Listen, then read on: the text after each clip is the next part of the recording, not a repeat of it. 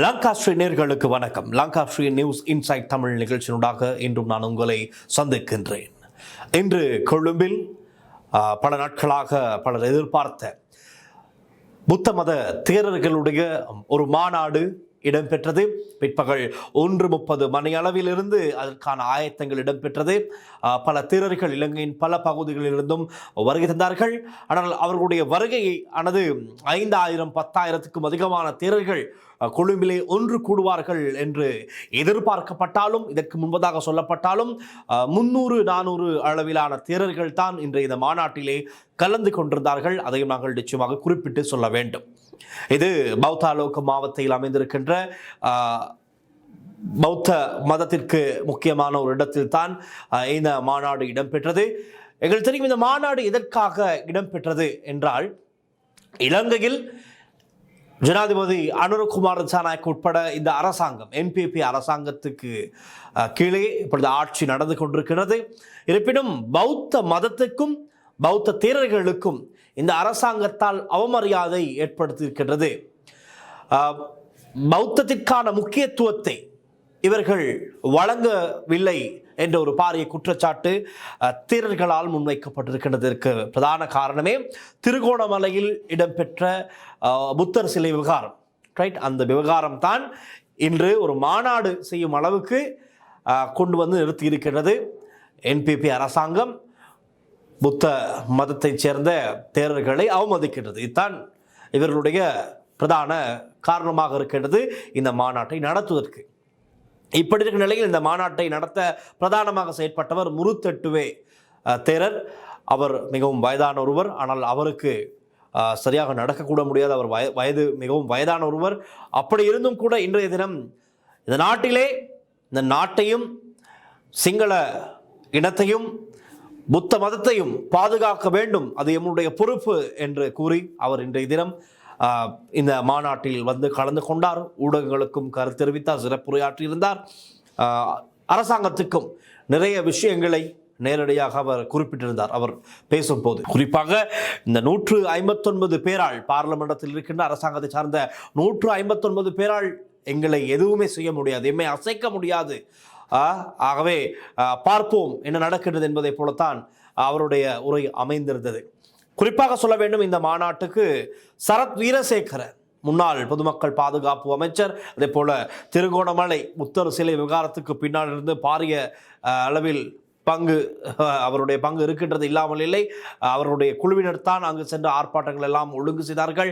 நீதிமன்றத்திற்கு வழக்கு விசாரணைகள் எடுத்துக்கொள்ளப்பட்ட போதும் சரத் வீரசேகர இங்கு இருக்கின்ற கொழும்பு குழுவினரோடு அங்கு சென்று ஊடகங்களுக்கு கருத்து தெரிவித்தார்கள், அரசாங்கத்துக்கு எதிரான கருத்துக்களை முன்வைத்தார்கள். இந்த மாநாட்டை செய்வதற்கான பல வழிகளில் ஏற்பாடுகளை சரத் வீரசேகர அண்ட் குரூப் தான் அனைத்தையுமே ஒழுங்கு செய்திருந்தது.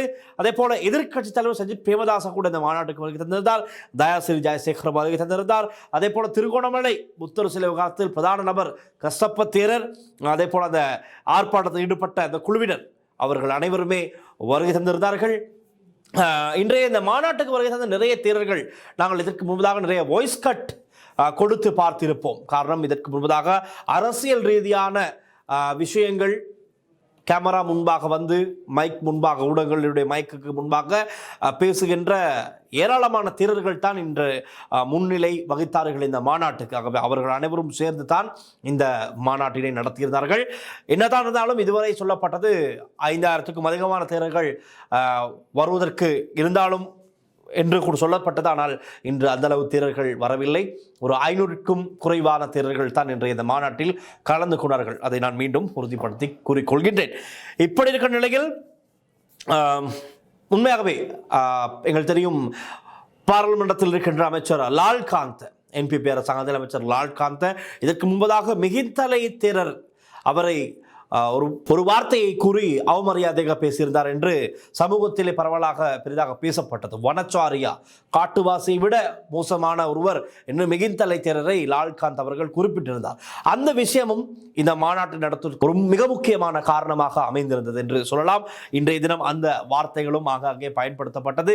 தேரர்கள் வனச்சாரியா என்று இந்த அரசாங்கத்தால் குறிப்பிடப்படுகின்றார்கள். அதாவது காட்டுவாசிகளை விட மோசமானவர்கள் என்று இந்த அரசாங்கத்தில் இருப்பவர்கள் தேரர்களை அவமரியாதையாக அழைக்கின்றார்கள். செய்கின்றார்கள், விமர்சிக்கின்றார்கள், ஏசுகின்றார்கள், திட்டுகின்றார்கள். சோசியல் மீடியாவிலே ஒரு குழுவை வைத்துக்கொண்டு தவறான கருத்துக்களை கமெண்ட்ஸை பதிவு செய்கின்றார்கள். இது எல்லாமே இந்த அரசாங்கம் திட்டமிட்டு செய்கின்றது. புத்த மதத்தை அவமரியாதை செய்கின்றது. புத்த மதத்துக்கான சரியான மரியாதையை கொடுக்க இந்த அரசாங்கம் பின்வாங்குகின்றது என்பதை போலதான் இன்று அனைத்து கருத்துக்களும் அமைந்திருந்தது. இந்த மாநாட்டை செய்வதற்கும் அந்த அனைத்து காரணங்களும் தான் பிரதானமாக இருந்தது. ஆகவே இது அரசியல் ரீதியான மாநாடு அல்ல. புத்த மதத்தையும் புத்த சாசனத்தையும் சிங்கள இனத்தையும் பாதுகாத்துக் கொள்ள இந்த நாட்டிலே இது ஒரு பௌத்த நாடு. இந்த பௌத்த நாட்டிற்கென்று ஒரு அபிமானம் இருக்கின்றது, ஒரு பெருமை இருக்கின்றது. ஆகவே அந்த பெருமையை, அந்த அபிமானத்தை நாங்கள் யாருக்காகவும் விட்டுக் கொடுக்க மாட்டோம். இறுதி மூச்சு இருக்கும் வரை நாங்கள் போராடி இந்த அபிமானத்தை வெற்றி கொள்வோம் என்ற வகையில்தான் தேரர்கள் இன்று பேசியவர்கள் அனைவருமே தெரிவித்திருந்தார்கள். இன்று நடந்த இந்த சங்க சமூக, அதாவது சங்க மாநாடு பலருக்கு புதிதாக இருக்கலாம். ஆனால் உண்மை என்னவென்றால் இதே மாநாடு, இதே போல தேரர்கள் இன்று கலந்து கொண்டு இன்று முன்னிலை வகித்த பல தேரர்கள் 2018ஆம் ஆண்டிலும் இதே சங்க மாநாட்டை செய்தார்கள். அதாவது நல்லாட்சி என்று சொல்லப்படுகின்ற ரணில் விக்ரமசிங்க மைத்ரி அவர்களுடைய ஆட்சி காலத்திலும் இதே மாநாடு இடம்பெற்றது. இந்த மாநாட்டில் வலியுறுத்தப்பட்டது என்னவென்றால், அப்பொழுது டிஎன்ஏ தமிழரசு கட்சிக்கு எதிர்ப்பு வெளிப்படுத்தும் வகையிலே அப்போதைய சங்க மாநாடு அமைந்தது. காரணம், தமிழர்களுக்கு ஏற்றால் போல், டயஸ்போராக்களுக்கு ஏற்றால் போல் இலங்கையை பிளவுபடுத்த முடியாது என்ற அதே கருத்து அன்றும் முன்வைக்கப்பட்டது. இப்போ நீங்கள் பார்த்த அந்த காணொலியின்படி அன்று பேசிய அதே தேரர்கள் அன்று நெலும்புக்குள்ள மஹிந்த ராஜபக்ச உள்ளக அரங்கிலே தான் அந்த சங்க மாநாடு இடம்பெற்றது. அதே போல் இன்று அது வேறு இடத்தில் இடம்பெற்றது, பௌத்தாலோக மாவட்டத்தில். அன்று சொல்லப்பட்ட அதே போலத்தான் அதே கருத்துக்கள் தான் இன்றைய மாநாட்டிலும் சொல்லப்பட்டது பல தேரர்களால். அதாவது அன்று மஹிந்த ராஜபக்ஷ, அதாவது ரணில் விக்ரமசிங்க பிரதமராக இருந்தார். அவருடைய பிரதமர் பதவியை பறித்து மஹிந்த ராஜபக்சவுக்கு மைத்ரிபால சிறிசேன ஜனாதிபதியாக அந்த பதவியை வழங்கினார். ஒரு முரண்பாடு, ஒரு அரசியல் மோதலாக இடம்பெற்றது. பின்னர் என்ன நடந்தது? சபாநாயகர் மூலமாக, பார்லிமெண்டத்தின் மூலமாக மீண்டும் ரணில் விக்ரமசிங்கவுக்கு அந்த பிரதமர் பதவி சென்றது. இது ஒரு பாரிய பிரச்சனையாக ஏற்பட்டு தான் மீண்டும் இந்த சங்க மாநாடு இடம்பெற்று இந்த நாட்டிலே பௌத்தர்களுக்கு இடமில்லை, அவமரியாதை ஏற்படுகின்றது. அதே காரணங்கள் தான், நாடு பிளவுபடுவதற்கான ஏற்பாடுகள் தான் இடம்பெற்றுக் கொண்டிருக்கிறது. டிஎன்ஏவோடு சேர்ந்து நாட்டை பிரித்து தனி ஈழ தேசத்தினை அமைப்பதற்கான ஏற்பாடுகள் தான் இந்த நல்லாட்சி என்கின்ற பெயரிலே இடம்பெற்றுக் கொண்டிருக்கிறது. இதற்கு நாங்கள் வன்மையான கண்டனங்கள் தெரிவிக்கின்றோம். நாங்கள் இடம் கொடுக்க மாட்டோம் என்பதை போல அதே கருத்துக்கள் தான் அன்றும் இருந்தது.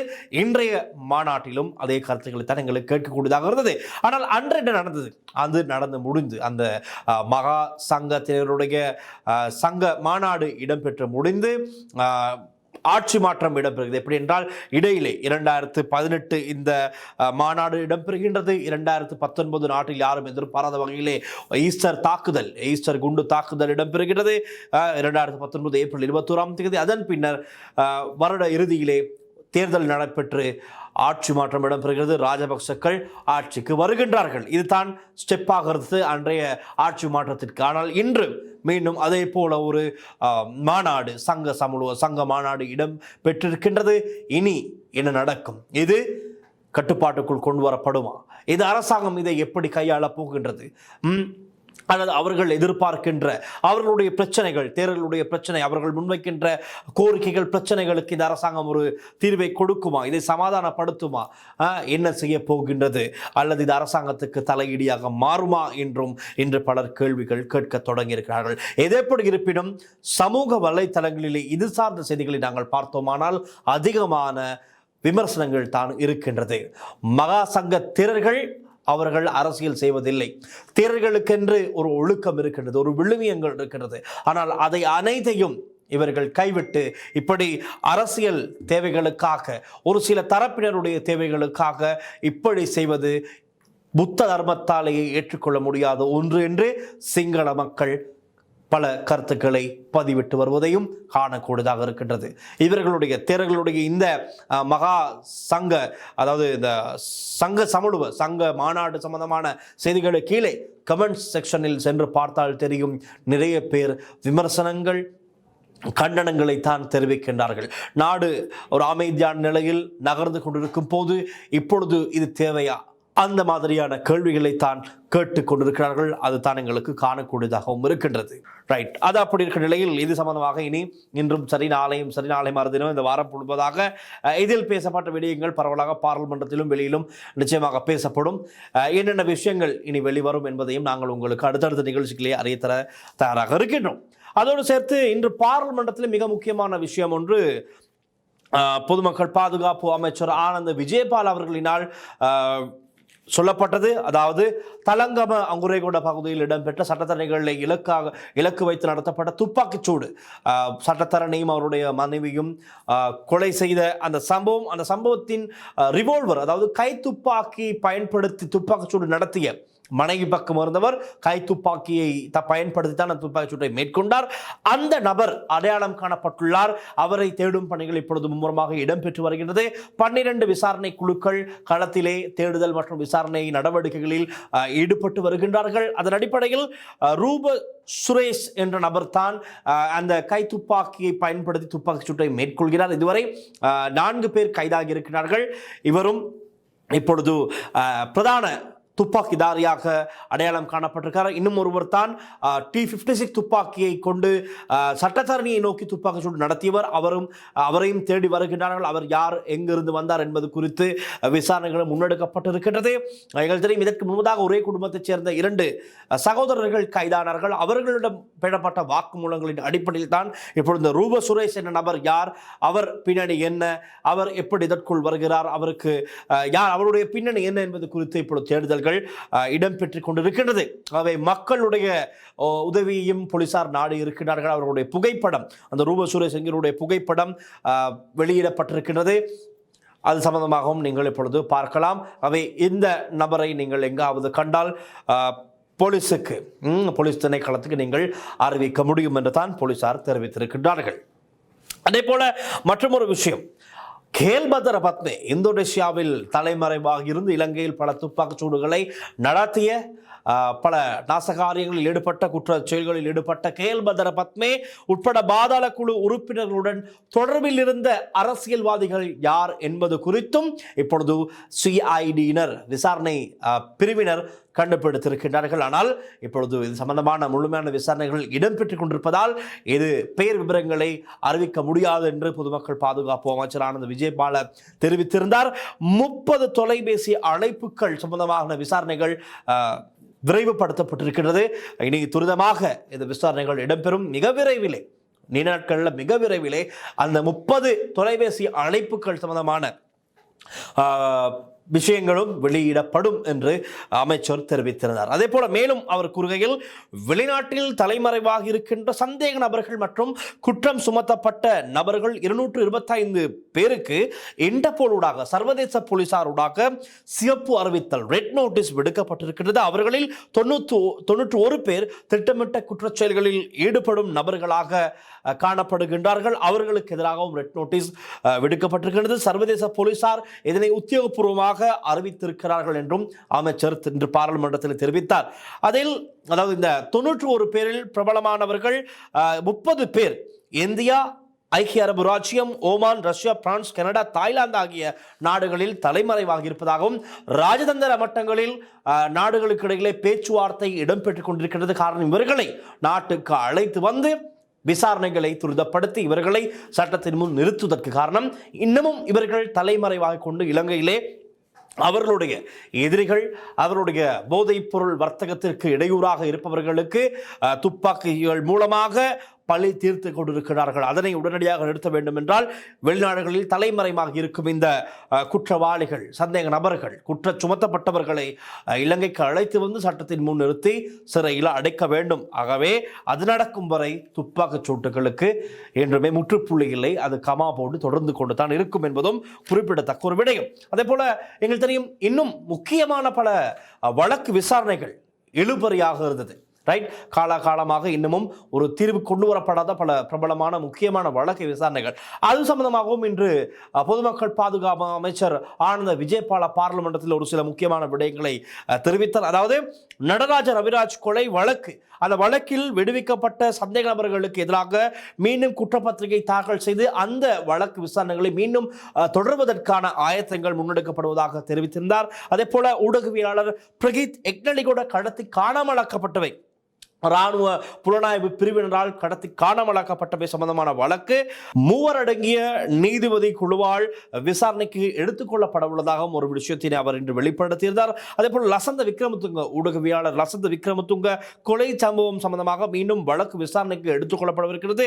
26/2/27 அன்று இந்த வழக்கு விசாரணைகள் இடம்பெறவிருக்கிறது. அதே போல வசீம் தாஜுதீன், பிரபல ரக்பி விளையாட்டு வீரர் வசீம் தாஜுதீன் கொலை வழக்கு விசாரணை 2026 அன்று மீண்டும் வழக்கு விசாரணைக்கு எடுத்துக்கொள்ளப்படவிருக்கிறதாகவே இந்த அரசாங்கம் ஆட்சிக்கு வருவதற்கு முன்பதாக குறிப்பிட்ட ஒரு சில முக்கியமான வழக்கு விசாரணைகள் இவற்றின் நடைமுறை எப்படி இருக்கின்றது, இந்த விசாரணைகள் எல்லாம் எந்த கட்டங்களில் இருக்கிறது என்ற கேள்விகள் நீண்ட காலமாக இருந்தது. அதற்கான பதிலாக இன்று அமைச்சர் ஆனந்த விஜயபால இந்த விஷயத்தையும் வெளிப்படுத்தி இருக்கிறார். ஆகவே ஒரு பக்கம் திட்டமிட்ட குற்றச்செயல்களில் ஈடுபட்ட தலைமறைவாக இருக்கின்ற வெளிநாடுகளில் அந்த குற்றவாளிகளை சிவப்பு அறிவித்தல், ரெட் நோட்டீஸினூடாக இலங்கைக்கு கைது செய்து அழைத்து வருவதற்கான ஏற்பாடுகள் தீவிரப்படுத்தப்பட்டிருக்கிறது. இன்னும் ஒரு பக்கம் அரசியல்வாதிகள் யார் யார் குற்றவாளிகளுடன் தொடர்பில் இருந்தார்கள் என்ற விடயங்களும் இப்பொழுது தீவிரமாக ஆராயப்பட்டு விசாரணைகள் இடம்பெற்று வருகிறது. மறுபக்கம் கைவிடப்பட்ட அல்லது இழுபறியில் இருந்த தீர்வு காணாத பல வழக்கு விசாரணைகள் இனிமேல் இனிவரும் நாட்களில் விரைவு துரிதப்படுத்தப்படவிருக்கின்றது என்பது போல்தான் எங்களுக்கு கூறக்கூடியதாக இருக்கின்றது. ஆகவே இன்றைய நியூஸ் இன்சைட் தமிழில் எங்களுக்கு கிடைத்த முக்கியமான தகவல்களை நாங்கள் உங்களோடு பகிர்ந்து கொண்டோம். மீண்டும் நாளைய நியூஸ் இன்சைட் தமிழ் நிகழ்ச்சியில் சந்திக்கலாம். ஒளிப்பதிவாளர் லிசிஹரனுடன் நான் டில்ஷன் வின்சன். நன்றி, வணக்கம்.